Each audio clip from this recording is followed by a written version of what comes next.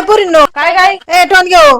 अगं मी दिवसभर रानात काम करते, इथे येऊन स्वयंपाक केला, भांडे घासले, थोडंफार करू लागायचं ना काम, का नुसतंच मोबाईल बघणार आहे? अय आई आम्ही काय दिवसभर बसलेले आहेत काय? हा हा, तुम्ही दिवसभर डोंगरच उचललाय, काय काम केलं का? अय आई काम नाही केलं म्हणजे तू आम्हाला सकाळी 7 वाजता उठती ती झोपेतून उठायचं किती मोठं काम आहे. अगं आई, आम्ही सकाळी 7:30 आंघोळ करतोय, ती किती मोठं काम आहे. आणि परत 8 वाजता जेवायचं ती पण लय मोठं काम आहे. आणि दुपारी 1 वाजता जेवायचं, ती पण किती मोठं काम आहे. आणि संध्याकाळी परत 7:30 ला जेवायचं ती किती मोठं काम आहे. आणि तू म्हणती काहीच काम नाही करीत. ए टोन घेऊ, हे काय काम झालं काय?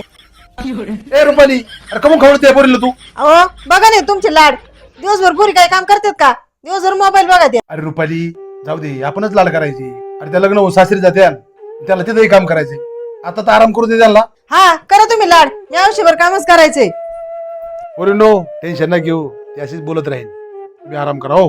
हा पप्पा बघा ना ती आई नुसती दिवसभर काम सांगत असते आम्हाला. पोरींनो आता काही टेन्शन घेऊ नका, मी सांगतो तुमच्या आईला. हो ए दिदे बघ ना आपल्या पप्पाच किती जीव आहे आपल्यावर, किती चांगलेत पप्पा. वैशू बरोबर आहे, पप्पाचा किती जीव आहे आपल्यावर, आईसारखा राग करते आपला. अगं दिदे मला असं वाटतंय आपण थोडंफार काम करू लागू आईला. बरोबर चल.